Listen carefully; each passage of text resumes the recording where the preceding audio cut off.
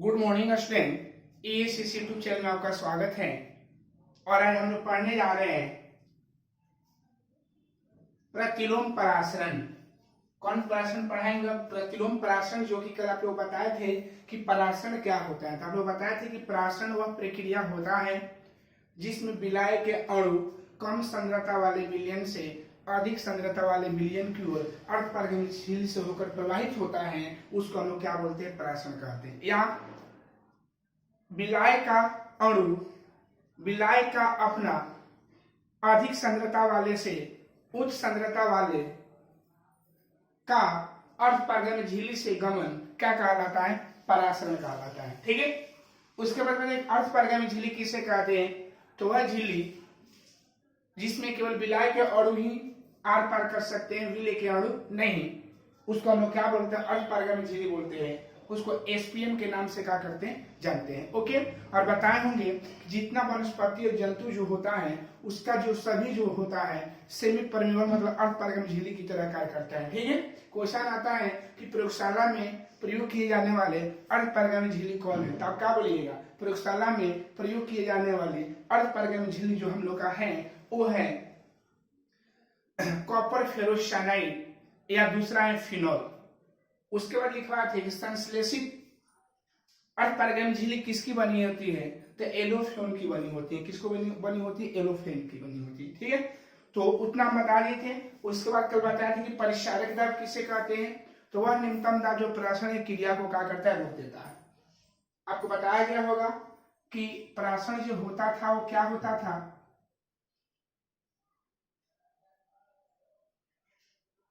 इसमें विलाय के अणु क्या कर सकता था? पास करता था। और ये हमारा अर्धपारगम्य झिल्ली है, किससे? SPM से। अर्धपारगम्य झिल्ली से क्या कर जाता था? पास कर जाता था। ठीक है। तो वही बोला गया है कि जब अर्धपारगम्य झिल्ली से विलाय के अणु आसानी से क्या कर पार कर सकता है उसको हम क्या बोलते हैं? परासरण कहते हैं। लेकिन इस परासरण की क्रिया को रोकने के लिए यहाँ पर हम क्या करें? दाब लगा रहे हैं। क्या लगा रहे हैं? यहाँ पर क्या किए थे? कल दाब लगाए थे। यहाँ पर कल का की दाब लगाए। तो वह न्यूनतम दाब जो परासरण की क्रिया को क्या करके रोक देता है, वह न्यूनतम दाब जो परासरण की क्रिया को रोक देता है उसको परासरण दाब कहते हैं, उसी को परिचारक दाब कहते हैं। ठीक है। या दूसरा परिभाषा कि वह अतिरिक्त दाब जो विलाय के अणुओं का अर्धपारगम्य झिल्ली से गमन रोक देता है उसको हम लोग क्या बोलते हैं? परासरण दाब बोलते हैं। ठीक है। तो एकदम सिंपल परिभाषा है जो आपको समझना होगा। ठीक है। अब देखिएगा तालुक का इसको अब व्यंजक को सिद्ध करवाए थे कि परिचारक दाब जो होता है ना हमारा, तो परिचारक दाब जो होता है वो क्या होता है? परिचारक दाब जो होता है वो दो बातों पर निर्भर करता है। पहला होता है सांद्रता पर। कैसे? क्योंकि जैसे जैसे इस विलयन की सांद्रता बढ़ेगा वैसे वैसे विलाय का अणु इसमें तेजी से क्या करेगा? पास करेगा। जब तेजी से पास करेगा तो इसको रोकने के लिए यहाँ पर दाब क्या करना पड़ेगा? ज्यादा लगाना पड़ेगा ना। तो इसीलिए बोला गया है कि परिचारक दाब या परासरण दाब जो होता है उसकी सांद्रता पर निर्भर करता है। अब दूसरा ताप और उसके बाद सिद्ध किए होंगे तो आया था कल फॉर्मूला पाई बराबर CR2 और उसके बाद एक और सिद्ध किए थे पाई भी बराबर NR2। ठीक है। चूंकि हम जानते हैं कि n बराबर छोटा W छोटा m होता है इसलिए तब पाई भी बराबर NRT मान बैठा दिए, यहाँ निकाल दिए जहाँ पाई के रूप में यहाँ m के रूप में। ठीक है। तो क्वेश्चन पूछता है कि परिचारक दाब अणु भार निकालने का फॉर्मूला का परिचारक दाब के आधार पर A बोलिएगा। ठीक है। छोटा W बराबर विलय का दरमियान R बराबर विलयन स्थिरांक जिसका मान आप लोग बताया था कितना? 0.0821 litre ATM kelvin inverse mole inverse. Kelvin inverse का मोल इनवर्स होता है। ओके। परम ताप T का मतलब परम ताप होता है। इसका मतलब हमेशा केल्विन में चाहिए इसका वैल्यू और उस वैल्यू को निकालने के लिए क्या करेंगे? 273 में उसको क्या करेंगे? ऐड कर देंगे। M होता है विलय का अणु भार, पाई होता है परिचारक का और G होता है विलयन का आयतन लीटर में। ओके। नोट में लिखा है कि इस समीकरण को हम लोग तानुघोल के समीकरण के नाम से भी क्या करते हैं? जानते हैं। तो कोई पूछ ले कि तानुघोल का समीकरण क्या होता है? परिचारक दाब का व्यंजक क्या होता है? तो पाई बराबर CRT। या एक और बात होता है पाई भी बराबर NRT। या एक और होता है पाई बराबर क्या होता है? WRT बाई क्या होता है? ठीक है। तो एक बार यहाँ से आप पॉइंट आप डाल सकते हैं बाबू कि पाई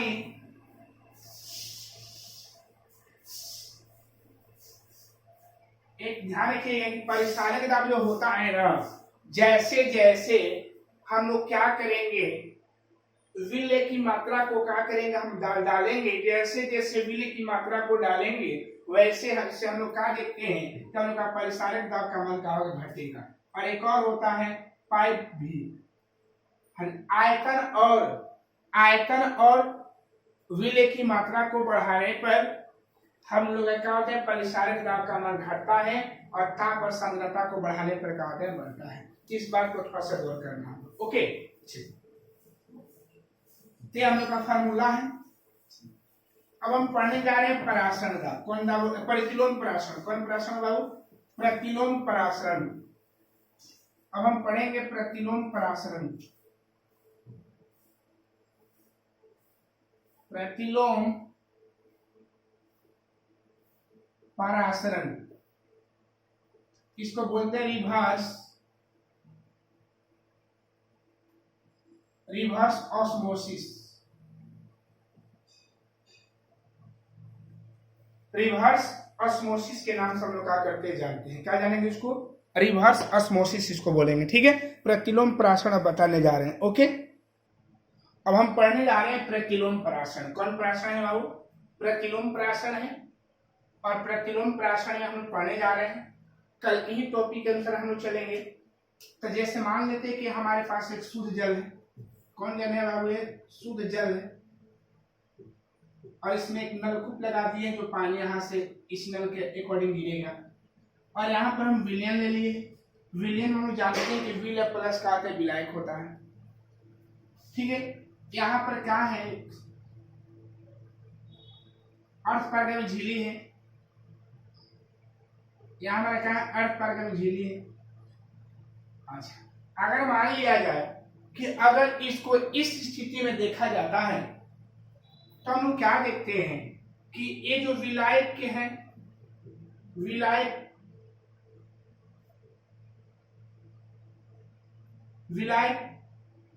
या ये बोलेंगे विलियन की सांद्रता कम और यहां पर विलियन की सांद्रता क्या है, अधिक है। विलियन की कल बताए थे सांद्रता उच्च। ओके, एक चीज आप लोग जाने थे, फिर यहाँ पर डायग्राम समझने के लिए डाल ले रहे हैं आप लोग को। और एक था विलायक के अणु की सांद्रता उच्च। विलायक की मात्रा उच्च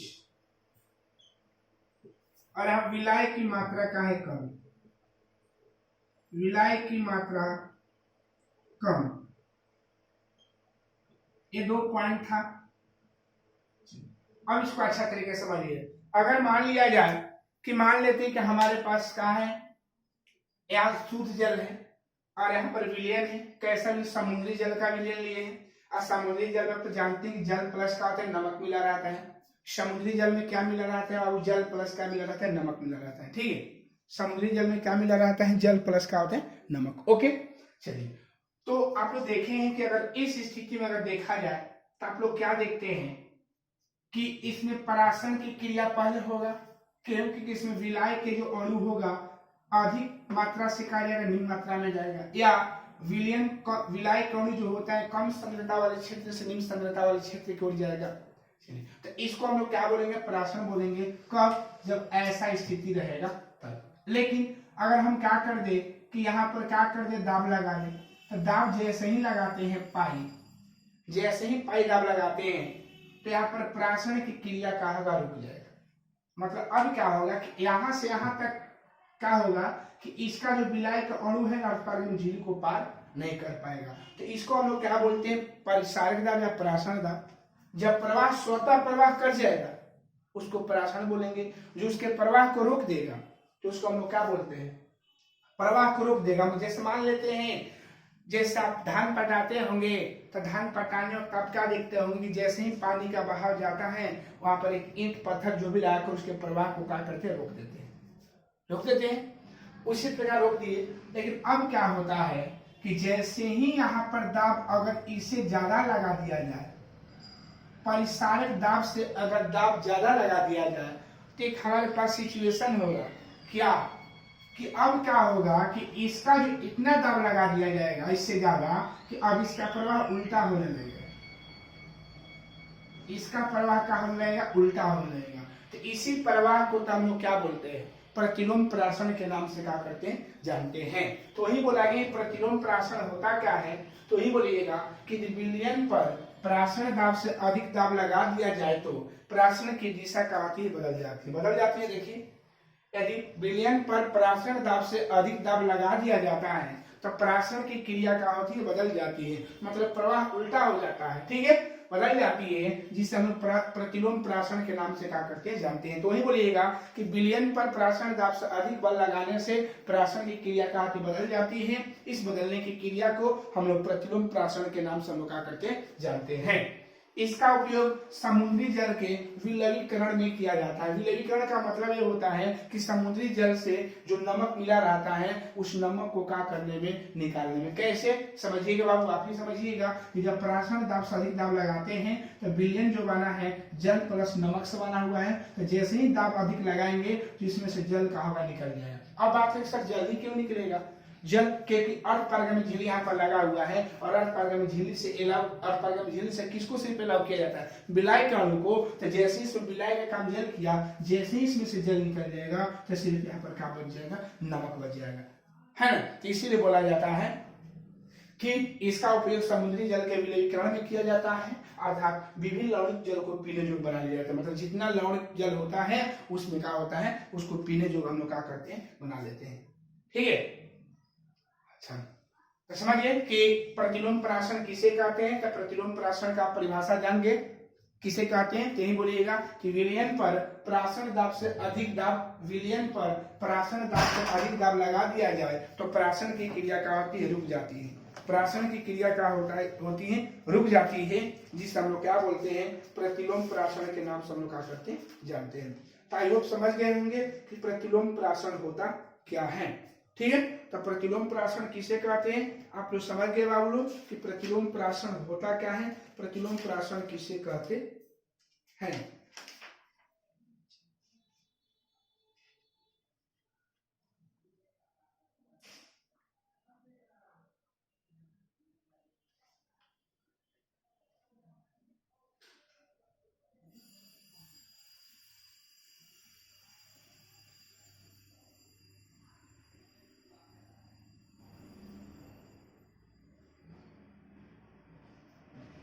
एक बात याद रखिएगा कि समुद्री जल का जो प्राशन दाब जो होता है 30 एटीएम होता है।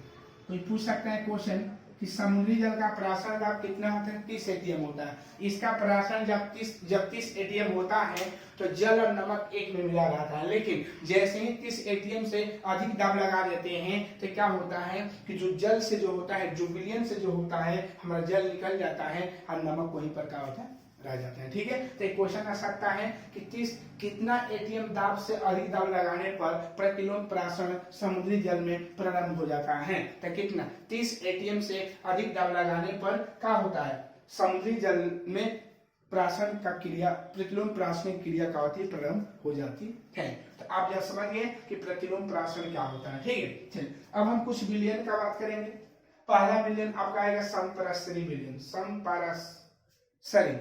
समपराशरी विलयन आएगा, हम लोग का टॉपिक आएगा समपराशरी विलयन का, ठीक है। समपराशरी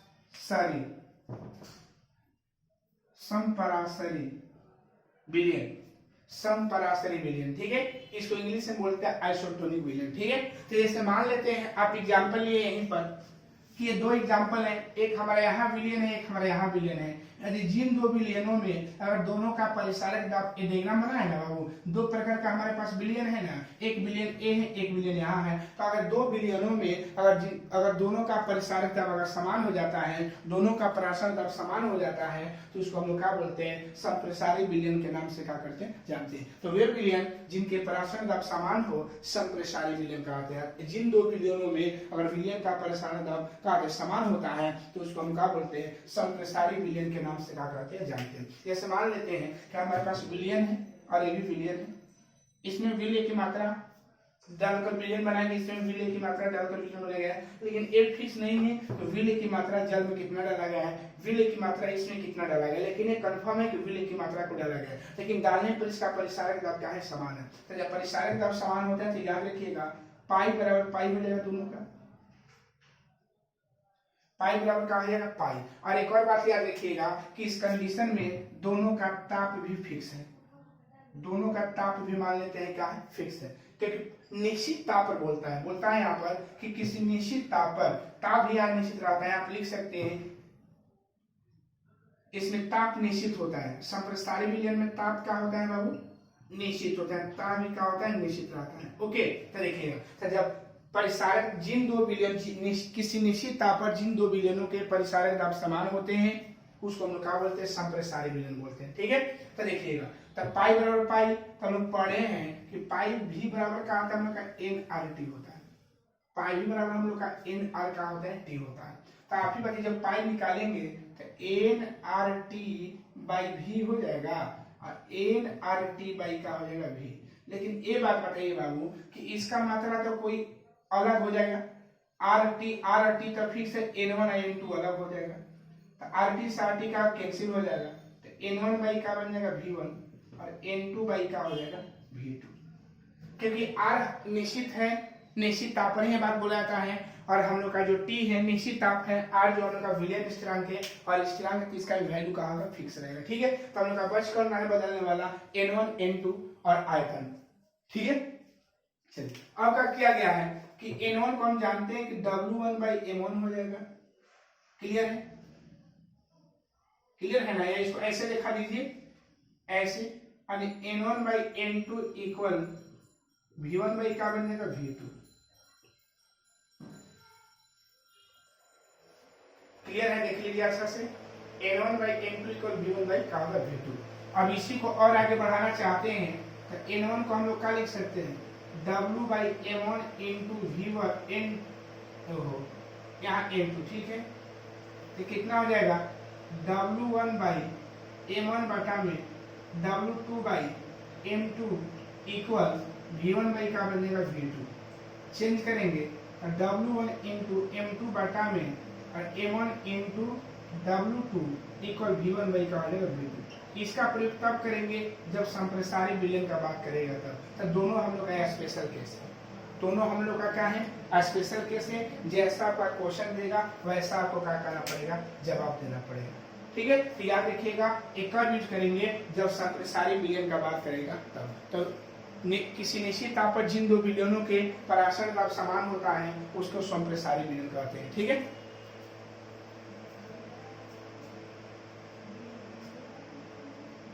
अब आगे बात करते हैं,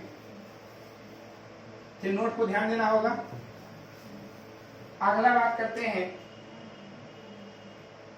अल्पराशरी विलयन, अल्पराशरी विलयन।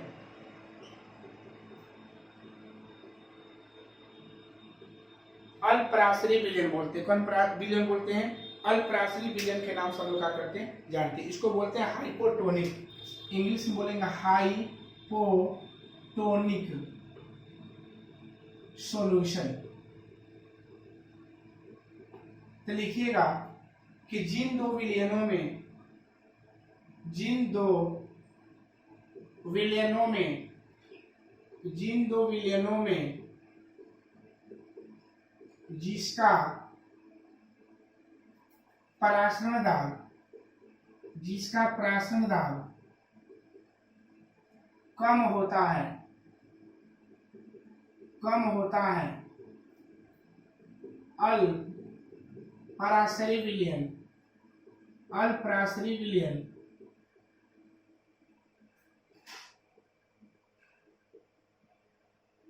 कहलाता है।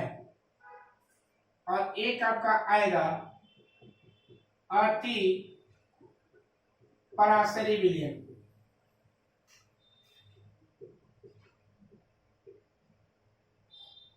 इसको बोलता है हाइपरटोनिक।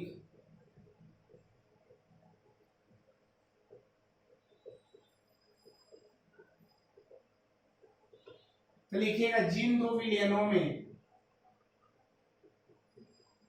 जिन दो विलयनों में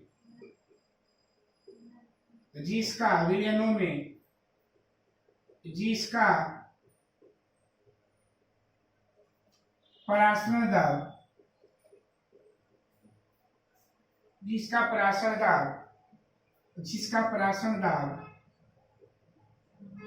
कम होता है, अधिक होता है, जिसका परासरण दाब ज्यादा होता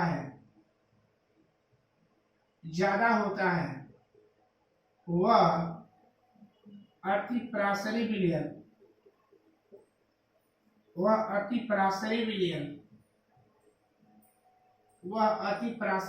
कहलाता है। तो 3 विलयन का परिभाषा है, जान गए कि मान लेते अगर हमारे पास 2 विलयन दिया हुआ है, अगर दोनों विलयनों का ताप अगर बराबर हो जाता है तो हम बोलते हैं कि वो क्या है, संप्रसारी विलयन। अगर मान लेते जिन 2 विलयनों में जिस विलयन का परिसारक दाब अधिक होगा अति प्रसारी विलयन, और जिसका कम होगा अल्पप्रसारी विलयन के नाम से हम लोग क्या करते हैं, जानते हैं। तो एक कुछ हम लोग का परिभाषा है, जिस परिभाषा के अनुसार हम लोग क्या करें, इसका बात करने जा रहे हैं। ठीक है, तो ये ध्यान रखना है कि प्रतिलोम प्राशन किसे कहते हैं, संप्रसारी विलयन किसे कहते हैं, अल्पप्रसारी विलयन किसे कहते हैं, अति प्रसारी विलयन किसे कहते हैं। क्लियर है? आप लोग क्या करिएगा, इसी का नोट बना लीजिए। संप्रसारी विलयन का जब परिभाषा लिख लीजिएगा तो उसके नीचे नोट लिख लीजिएगा। नोट लिखकर ही तब ये दोनों का परिभाषा लिख लीजिएगा। इसके लिए नोट है। नोट किसके लिए है, संप्रसारी विलयन के लिए का है नोट है। पहले वीडियो को पूरा देखकर ही आप लोग क्या करिएगा, फेयर बनाइए। ओके, फेयर तभी बनाइए जब वीडियो पूरा देख लेते हैं, दोबारा वीडियो देखिएगा तब। ओके, तो चलिए पहला लिखिएगा संपरासरी विलयन, संपरासरी विलयन के लिए इसमें पहला पॉइंट आएगा क्या, पहला लिखिएगा कि N1/N2 इक्वल V1/V2 इक्वल जब संपरासरी विलयन का बात, अगर मान लेते अगर ए भी अगर याद रहेगा ना तो आप लोग क्या कर सकते हैं, आगे क्यों इसको बना सकते हैं। तो बस आप लोग यही याद रखिए, अगर ए याद रहेगा ना तो खुद बना लीजिएगा। ठीक है, अच्छा एक और बात करते हैं, चलिए एक और बात करें। अगर मान लेते हैं कि परिसारक दाब जब हम ए ले लेते हैं, पाई बराबर CRT ले लेते हैं, तो उस कंडीशन में ए दोनों फिर C1 C2 हो जाएगा, का जाएगा C1 C2, तो RT SRT का कट जाएगा और C1 इक्वल का बनेगा C2। तो याद रखिएगा कि जब जिन 2 विलयनों का परासरण दाब समान हो जाता है तो उस स्थिति में हम लोग क्या बोलेंगे, उन दोनों की सांद्रता क्या है, बराबर है।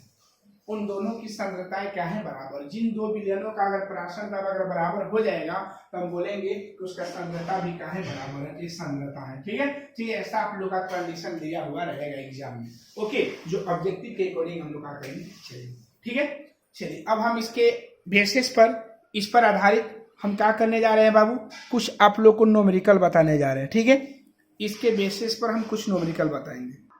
ओके, तो आप लोग समझ गए होंगे कैसे इस पर क्वेश्चन बनाया जा रहा है और कैसे इसको समझना है। ठीक है, अगर कॉन्सेप्ट को आप लोग समझ गए होंगे तो आपको किसी का परिभाषा देने में कोई प्रॉब्लम नहीं होगा। ठीक है, चलिए और याद रखिएगा आगे बताएंगे कि परासरण का यूज हम लोग कहाँ करते हैं। प्रतिलोम परासरण का यूज जानेंगे कि प्रतिलोम परासरण का यूज करते हैं समुद्री जल में लवण को निकालने के लिए, शुद्ध करने के लिए, जल को शुद्ध करने के लिए। और प्राशन जो होता है, प्राशन जो बता रहे, प्राशन के एग्जाम्पल जैसे मान लेते हैं आप चना को फुलाते हैं ना बाबू, किशमिश को फुलाते हैं ना, तो आप लोग क्या देखते हैं, जैसे ही चना को हम लोग क्या करते हैं, फुलाते हैं, तो चना जो होता है पानी में डालते हैं तो चना फूल जाता है। क्यों? क्योंकि उसमें जो बिलाई के अणु जो है ना, चना का जो फैला है, कवर है, वो भी अर्धपारगामी झिल्ली की तरह ही कार्य करता है। तो जितना भी चीजें फूल जाएगा तो वहाँ समझिएगा वो प्राशन की क्रिया, जहाँ फूलना फूलने के बाद आएगा तो समझिएगा कि वहाँ पर कौन सी क्रिया उत्पन्न होती है, प्राशन की क्रिया ही उत्पन्न होती है।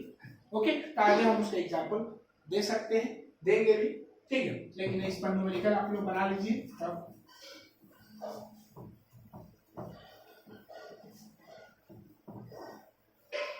तो सिंपली भाषा में याद रखिए कि प्राशन का उपयोग कहाँ करते हैं। तो प्राशन का जो उपयोग होता है, प्राशन का यूज कहाँ होता है, प्राशन क्रिया कहाँ होती है। चना और किशमिश को जब फुलाते हैं तो चना फूल जाता है, क्योंकि उसे प्राशन की क्रिया होती है। ठीक है, चलिए हम क्वेश्चन पहला स्टार्ट करने जा रहे हैं इसके बेसिस पर। पहला क्वेश्चन है इसका,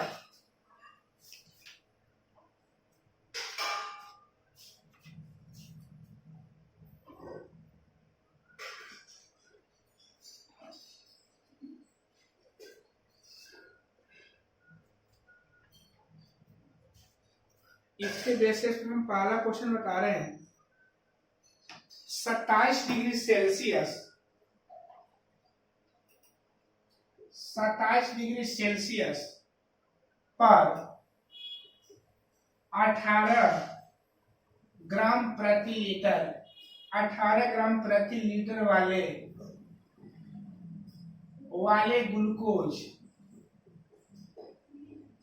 ग्लूकोज विलियन का ग्लूकोज विलियन का आयतन ग्लूकोज विलियन का आयतन ग्लूकोज विलियन का परिसारक दाब ग्लूकोज विलियन का परिसारक दाब 2.46 एटीएम है। दाब का मात्रा क्या, तो एटीएम देगा, बार देगा या पास कर देगा, एटीएम है। तो ग्लूकोज का अणु भार ज्ञात करें। ग्लूकोज का अणु भार ज्ञात करें। देखिए ग्लूकोज का हम लोग का अणु भार ज्ञात करना है बाबू, तो सबसे पहले यहाँ पर ध्यान देना है कि हम लोग का क्या क्या दिया है, ताप दे दिया है ना बाबू। तो ताप हम लोग का दिया हुआ है सेल्सियस में दिया है। किस में दिया है, सेल्सियस में। तो हम लोग क्या करेंगे, इसको केल्विन में करेंगे, 273 और प्लस का लिखेंगे 27, क्योंकि सेल्सियस को आपको केल्विन में चेंज करना होगा। तो हम लोग का 300 केल्विन हो जाएगा। ओके, कितना ग्राम है बाबू, 18 ग्राम। तो डब्ल्यू कितना आ जाएगा, 18 ग्राम। और यह प्रति लीटर ना, मतलब 1 लीटर में कितना गुणा है, 18 ग्राम। इसलिए हम लोग का भी का जो मान होगा 1 लीटर हो जाएगा। ओके, अब दाब दे दिया, तो परिसारक दाब किसको बोलते हैं, पाई को बोलते हैं। किसको बोलते हैं हम लोग, पाई को। क्या बोलेंगे वो, पाई को। तो जब पाई को, तो पाई कितना, 2.46 एटीएम। तो हम लोग को एम क्या करना है, निकालना है। आप लोग समझ गए बाई फार्मूला, पाई भी बराबर NRT। हम इसी को जस्ट यूज करेंगे। जब W दिया तो W वाले को चेंज करना होगा, पाई भी इक्वल छोटा W RT बाई क्या हो जाएगा, M। आप इतना तो जानते ही हैं लोग।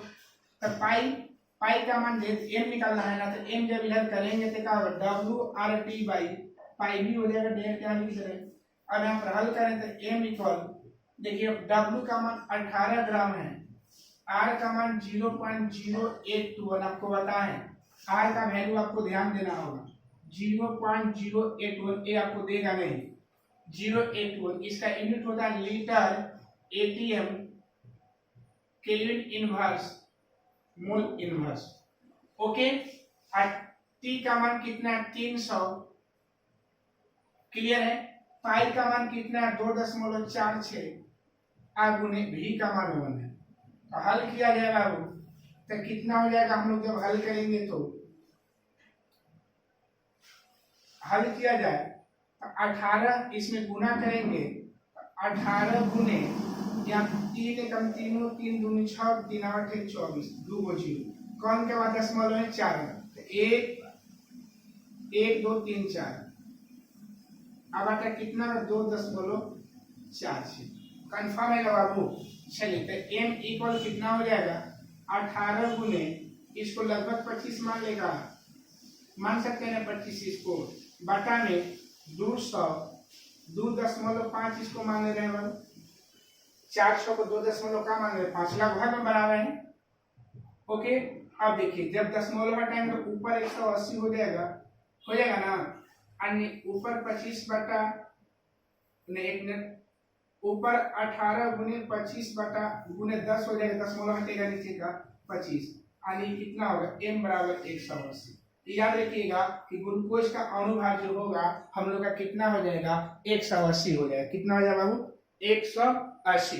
कितना हो जाएगा बाबू हम लोग का 180। तो आप लोग बताए हैं कि इस एप्रोक्स मान को आपको ध्यान देना है, इस एप्रोक्स मान को मानकर चलना पड़ेगा, जब भी न्यूमेरिकल बनाइएगा इतना कुछ माइनस करना पड़ता है। ओके, तो ये आप लोग का पहला क्वेश्चन था। कौन क्वेश्चन है बाबू?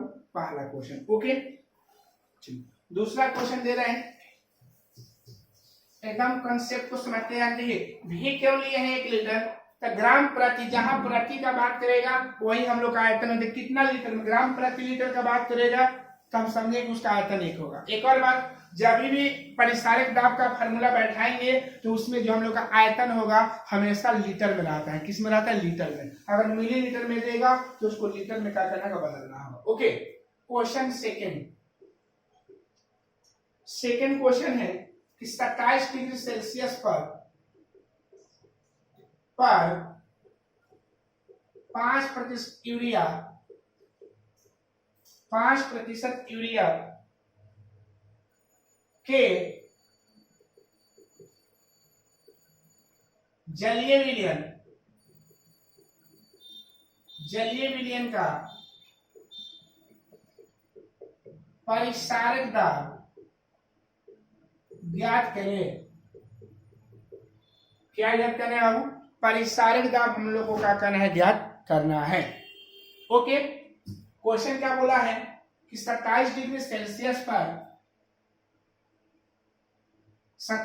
सेल्सियस पर यूरिया के जलीय विलयन का परिसारक दाब क्या करें? ज्ञात करें। तो परिसारक दाब बोले या प्रासरण दाब बोले, दोनों बात हम लोग का एक ही होगा। ठीक है, तो ध्यान देना यहाँ पर, समझिएगा। अब पीछे पढ़े होंगे ताप कितना दिया है? 27। इसको चेंज करेंगे ना तो 273 प्लस 27 को जोड़ देंगे तो T बराबर हो जाएगा 300 केल्विन। उसके बाद ये 5% प्रतिशत का मतलब समझना, 5% का मतलब 5 बटा क्या है? 100। मतलब 100 में 5 भाग हमारे क्या है? यूरिया है। तो ये याद रखिए, M के छोटा W कितना हो जाएगा हम लोग का? 5 ग्राम हो जाएगा। यूरिया है, ये है यूरिया, तो M निकालेंगे ना तो M जो है यूरिया का सूत्र NH2CO होता है। जब इसको पूरा हल करिएगा इसका वैल्यू कितना का? 60 हो जाएगा। इसका यूनिट ग्राम पर मोल होता है, ग्राम पर मोल। क्लियर है? अच्छा, अब क्या करें? R का मान ऑलरेडी फिक्स होता है 0.0821। Okay, ATM litre kelvin inverse mole inverse. Okay, mole inverse. Okay, अब हम लोग क्या निकालना है बाबू? परिसारक दाब पाई निकालना है। ठीक है, तो लिखिएगा तानुभोल के समीकरण से,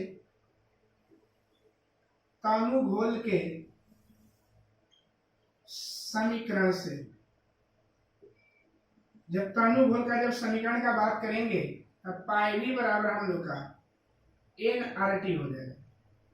ठीक है, हमेशा यही फॉर्मूला यूज करेंगे। तो याद रखिए पाई भी इक्वल, इसको चेंज करेंगे WRT बाई का है M, ये यहाँ M हो जाएगा। क्लियर है? M को चेंज किए, पाई बराबर WRT बाई MB। क्लियर है? और एक बात आपको ध्यान देना होगा कि जहां भी प्रतिशत देता है, प्रतिशत वाला जहां भी क्वेश्चन देगा वहां आयतन 1/10 लीटर लेकर चलेंगे। ये आपको याद रखना है।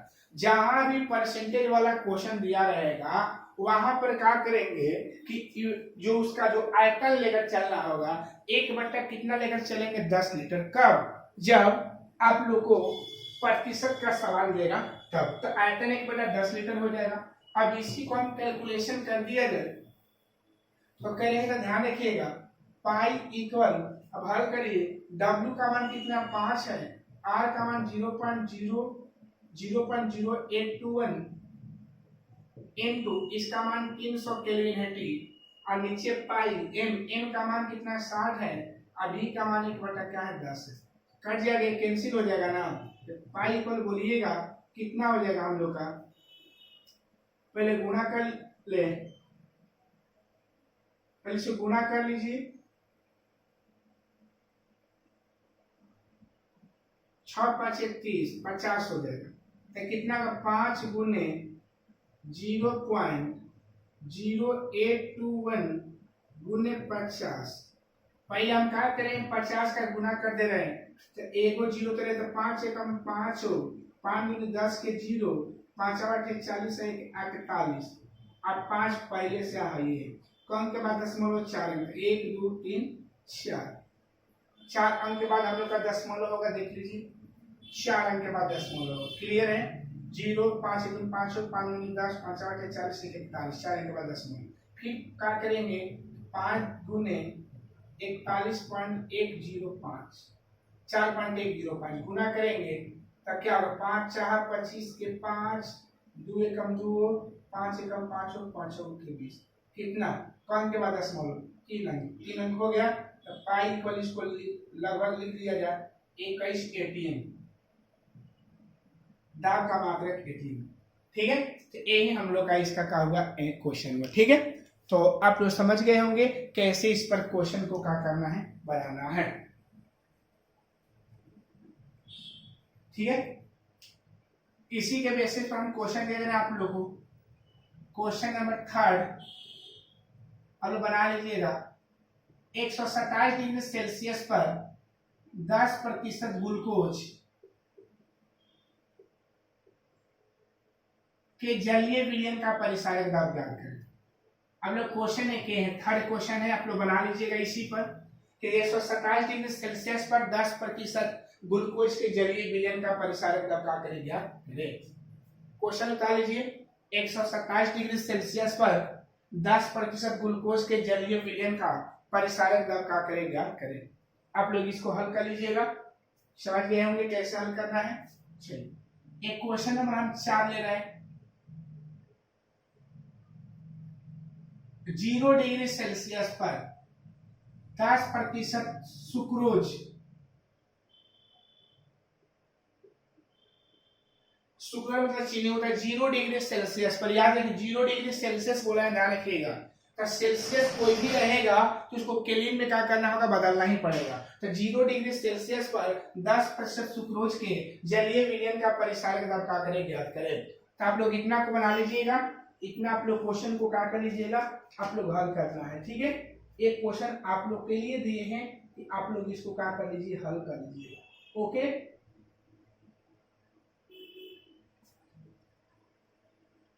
एक क्वेश्चन आप लोग को और लिख दे रहे हैं। क्वेश्चन नंबर 5,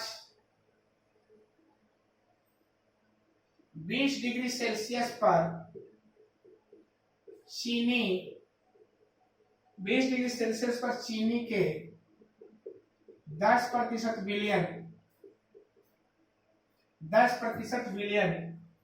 का परिसारक दाब 7.073 ATM है। तो चीनी का अणु भार ज्ञात करें। चीनी का अणु भार का करें, ज्ञात करें। बनाना है, चलिए कोई बात नहीं। 20 डिग्री सेल्सियस बोला है ना, तो टी का मान का 273 आप प्लस का हो जाएगा 20, यहाँ 0 दिया तो यहाँ 0 लिखना होगा। ठीक है, तो टी इक्वल 293 केल्विन हो गया। अच्छा, 10% का मतलब छोटा W 10 ग्राम, और या भी तो भी बताएं 1/10 लीटर। जहां प्रतिशत का क्वेश्चन देगा ना बाबू, वहां पर आयतन कितना लेंगे, 1/10 लीटर। आर का वैल्यू ऑलरेडी फिक्स होता है, आर का वैल्यू 0.0821 क्या होता है, ATM litre kelvin inverse mole inverse. Okay, और इसके बाद हम लोग का पाई का भी वैल्यू दे दिया है 7.073 ATM इसका दिया है। ओके, तो हम लोग को M निकालना है, क्या निकालना है, M। क्लियर है, तब क्या लिखेंगे, बाई फार्मूला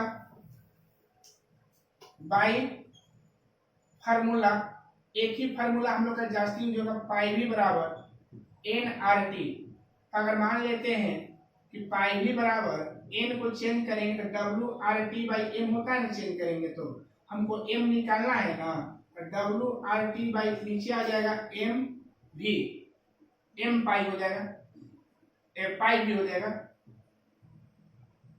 तो m इक्वल W का वैल्यू कितना है हम लोग का, तो W का वैल्यू 10 ग्राम है, R का वैल्यू 0.0821 होता है, T का वैल्यू 293 और नीचे V का वैल्यू 1/10 और इसका जो वैल्यू पाई का वैल्यू है कितना है हम लोग का 7.073। पूरा को कैलकुलेट करिएगा, आपका जो आंसर आएगा 340.1 आएगा। इसको कैलकुलेट करिए 340.1 आएगा। ठीक है, तो आप लोग का क्वेश्चन नंबर क्या है 5।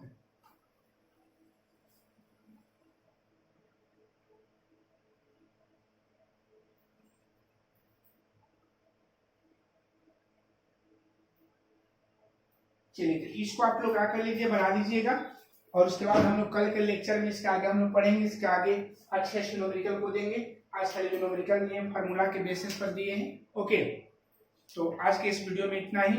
अगर ये वीडियो पसंद आया होगा तो लाइक और सब्सक्राइब करना भूलिएगा। जय हिंद, जय भारत।